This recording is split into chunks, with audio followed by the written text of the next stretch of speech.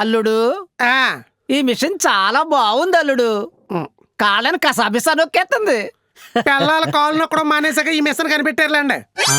And మీకు మీ real లైఫ్లో ఎప్పుడైనా ఒక పాజిటివ్ వే తీసుకున్నారా? ఏదైనా హీరో నుండి కానీ ఏదైనా మూవీ నుండి కానీ మీ రియల్ లైఫ్లో? It's a very good question.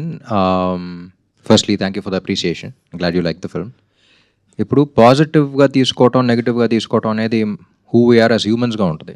ఇప్పుడు మనం చూస్తే ఫ్యాన్స్ అనేవాళ్ళు ఎలా పాజిటివ్గా ఇన్స్పైర్ అవ్వచ్చు అని చూపించిన సినిమాది.